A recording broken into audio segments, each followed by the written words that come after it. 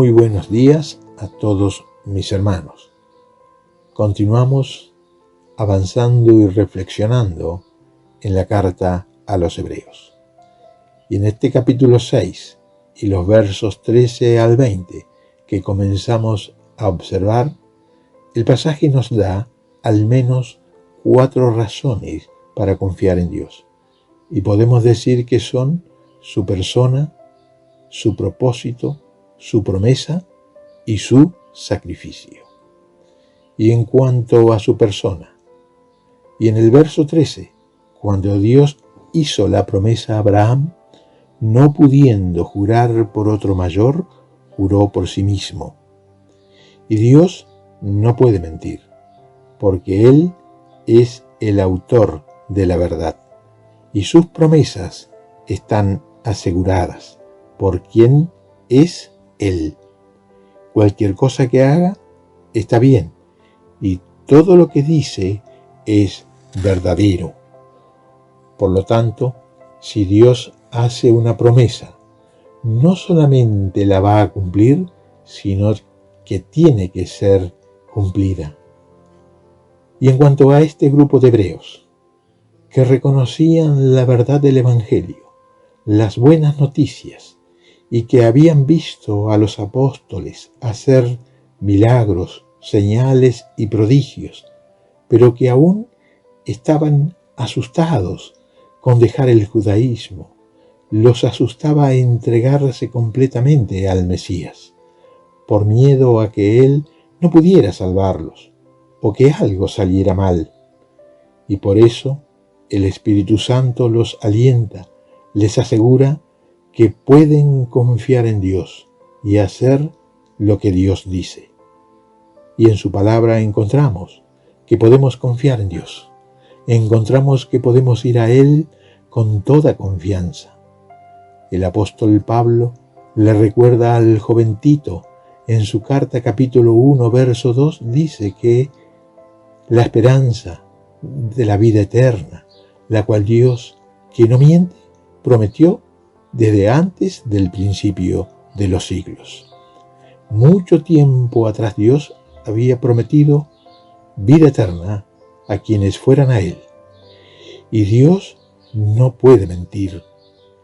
Y también el apóstol Santiago nos habla del cuán confiable es Dios. Santiago capítulo 1 verso 17 dice: toda buena dádiva y todo don perfecto desciende de lo alto, del Padre de las luces, en el cual no hay mudanza ni sombra de variación.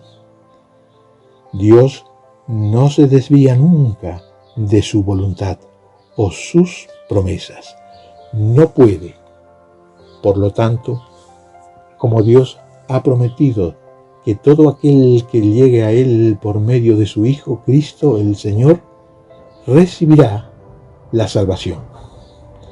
Y es imposible que quien confíe en Cristo no sea salvo, o que pierda la salvación una vez que la obtuvo. Dios prometió que si los hombres se acercan a Jesucristo, conocerán la salvación. Como nos dice el Evangelio de Juan, capítulo 1, verso 12, mas a todos los que le recibieron, a los que creen en su nombre, les dio potestad de ser hechos hijos de Dios. Y tan cierto como Dios le cumplió a Abraham, Él cumplirá su promesa a quienes confíen en su Hijo. Y Dios nunca ha fallado y nunca lo hará. Y Abraham estaba seguro por quien Dios es, el que no puede mentir. No hay posibilidad de que eche para atrás sus promesas. Y podemos confiar en Dios porque siempre cumplirá con lo prometido. Y en cuanto a su propósito, verso 14 nos dice: de cierto te bendeciré con abundancia y te multiplicaré grandemente. Abraham estaba seguro, no solo por la persona de Dios, sino por el propósito divino.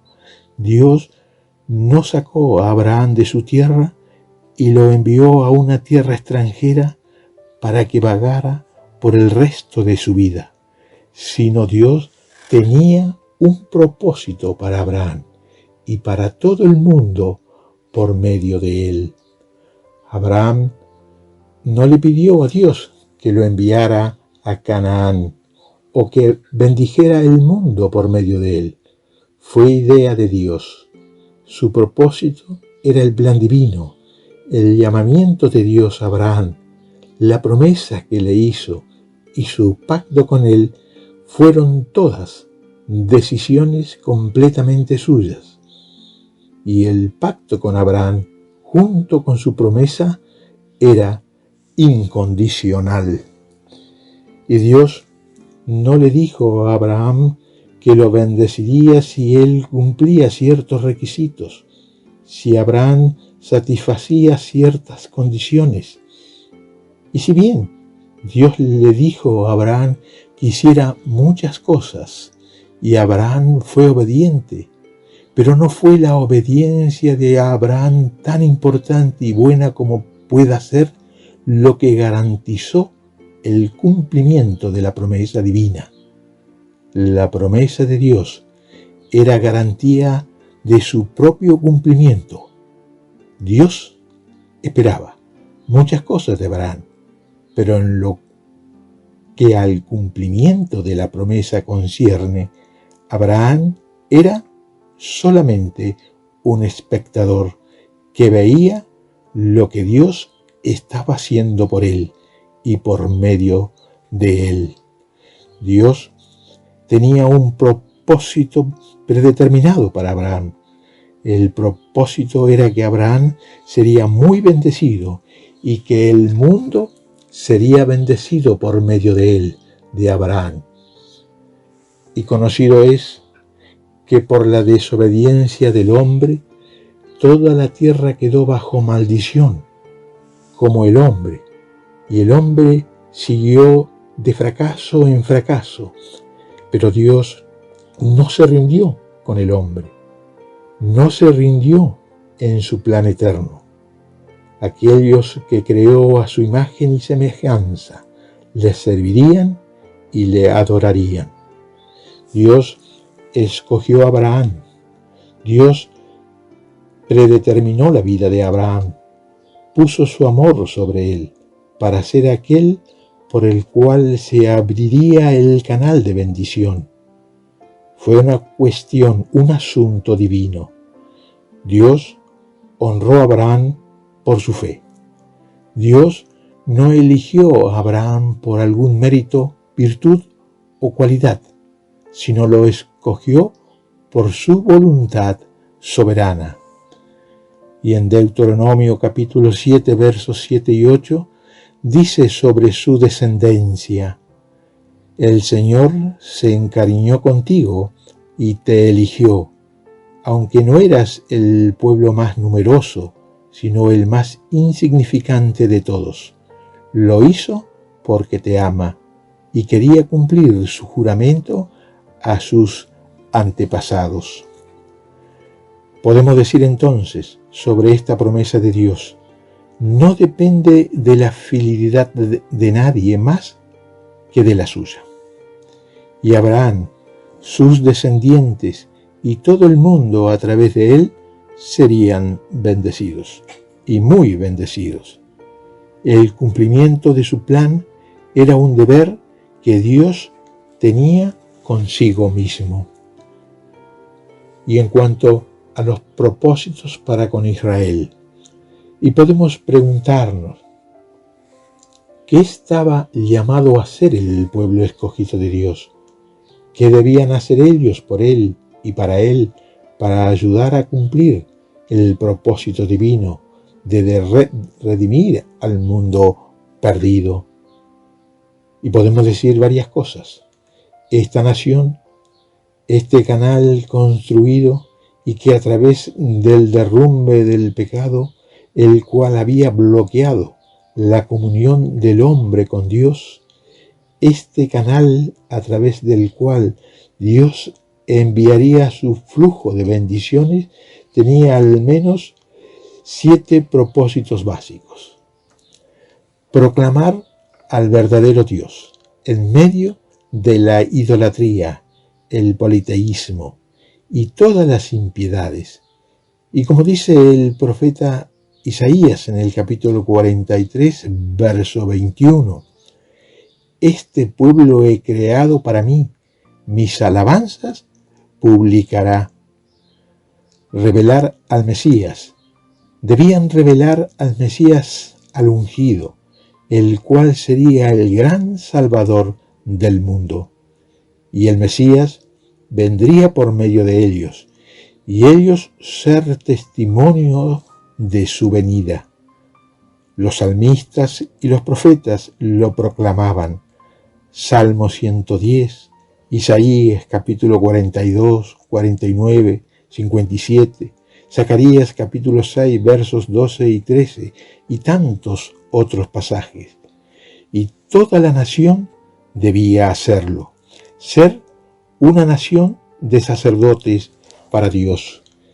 Y cuando Dios le entregó el pacto mosaico a Israel en el Sinaí, y leemos en Éxodo 19:6, le dijo: y vosotros me seréis un reino de sacerdotes y gente santa. Un sacerdote es un mediador entre Dios y el hombre. Todo Israel debía servir como mediador para Dios ante el resto de la humanidad. Los sacerdotes levíticos ministraban a Israel, e Israel ministrar al mundo, para preservar y transmitir las Escrituras. Israel, por así decirlo, era el escriba y depósito de las Escrituras, el agente de la palabra de Dios. Los judíos escribieron todo el Antiguo Testamento y casi todo el Nuevo. Para mostrar la fidelidad de Dios, los israelitas serían un ejemplo de la fidelidad de Dios. Y los israelitas una y otra vez le fallaban a Dios, pero Dios nunca les falló. Israel sería el medio por el cual Dios mostraría su propia fidelidad. El pueblo de Israel también debía mostrar la bendición de servir a Dios. El Salmo 144:15 nos dice: dichoso el pueblo cuyo Dios es el Señor. El pueblo de Israel debía mostrar cuán bendecido y cuán felices son quienes pertenecen y sirven al Señor. No solamente debían ser un canal de su bendición, sino un ejemplo de ella, para mostrar la gracia de Dios en el trato con el pecado. Todo el sistema de sacrificios retrataba la gracia de Dios para tratar con el pecado.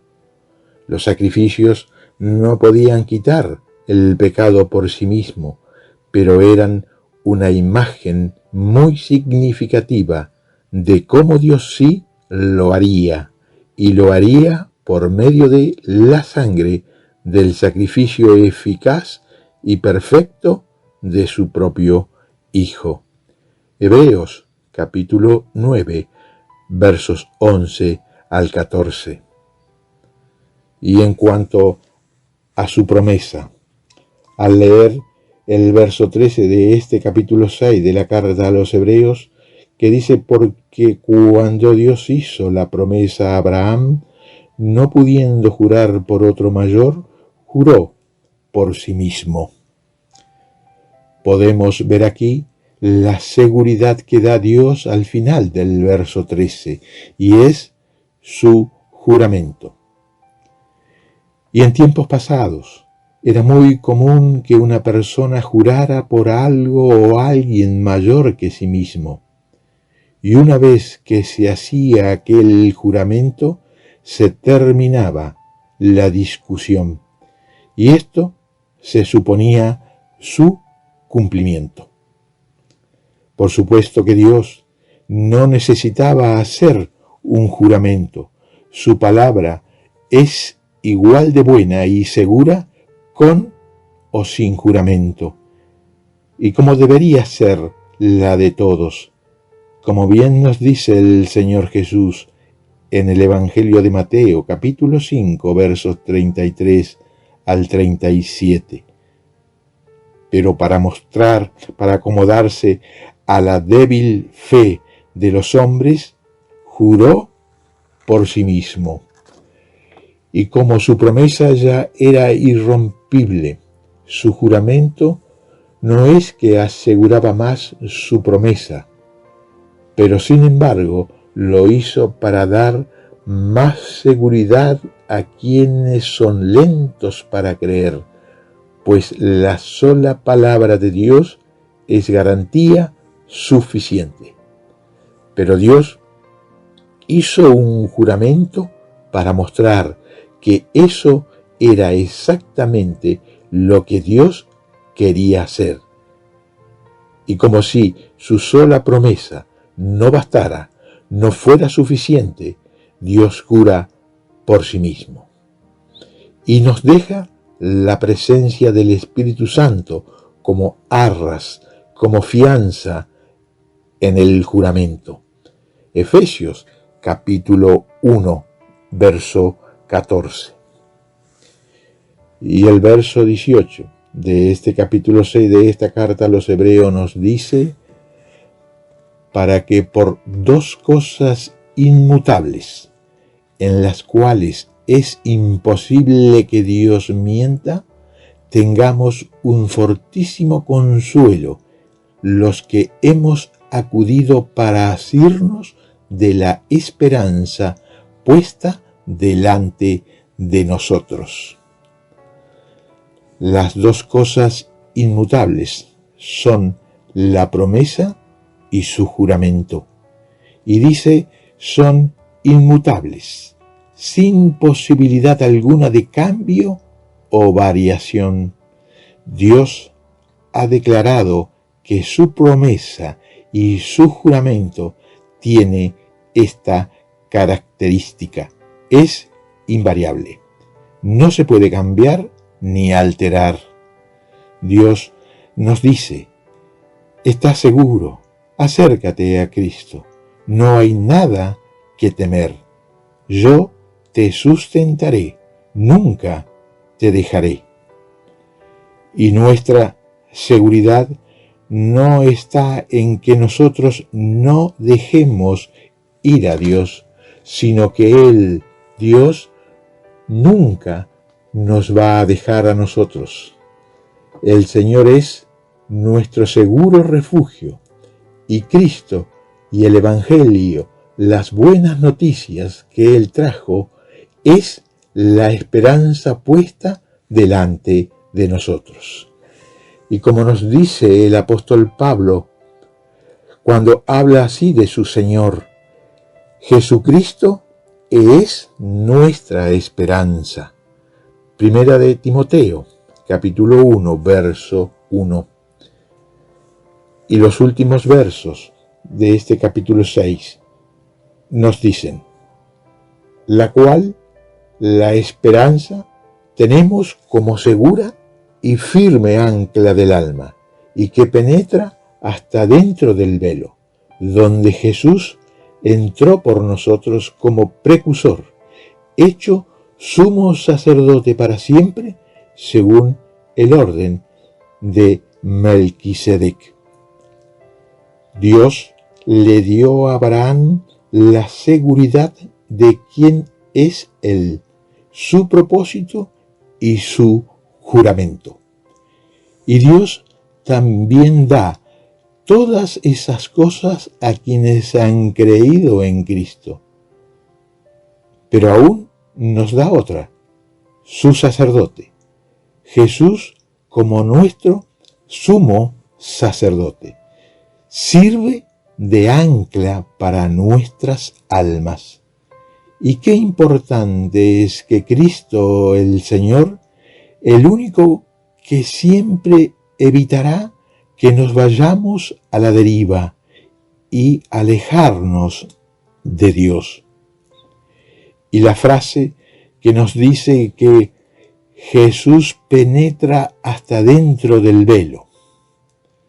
Esta frase hace referencia a cuando entró al lugar santísimo, donde realizó el sacrificio por la expiación. Y recordar que bajo el antiguo pacto, el sumo sacerdote lo hacía una vez al año, pero bajo el nuevo pacto lo hizo una sola vez y para siempre, con el sacrificio de Cristo en la cruz. Por lo tanto, en la mente de Dios, nuestra alma, diríamos, anclada ya, está segura, dentro del velo, segura dentro de su santuario eterno. Y cuando Cristo el Señor entró al lugar santísimo celestial, no salió como lo hacían los sumos sacerdotes arónicos, sino que se sentó a la diestra de la majestad en las alturas. Hebreos capítulo 1, verso 3. En otras palabras, Cristo el Señor permanece allí para siempre como guardián de nuestras almas. Y tan alto nivel de seguridad absoluta es casi incomprensible. Y no se trata solamente de que nuestras almas estén ancladas en el santuario celestial, inviolable, indestructible, sino que Jesucristo, nuestro Salvador, hace guardia, cuidándolas también. Por lo tanto, hallamos su sostén en la persona de Cristo, quien cumple las promesas juramentadas por Dios a nuestro favor, por exhibir allí las pruebas de su obra consumada de expiación y de redención. Y como leemos en el verso 20 de este capítulo 6, donde el Señor Jesús entró por nosotros como precursor. Precursor. De esta palabra podemos decir del que va, corre adelante.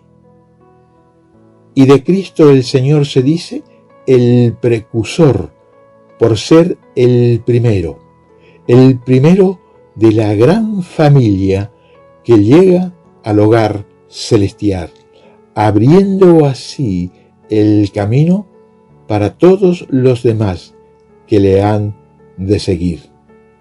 Por lo tanto, Cristo, el Señor, encarna en su persona nuestra esperanza en toda su plenitud, y su presencia a la diestra de Dios convierte esta esperanza en segura y firme ancla del alma. Que Dios nos bendiga.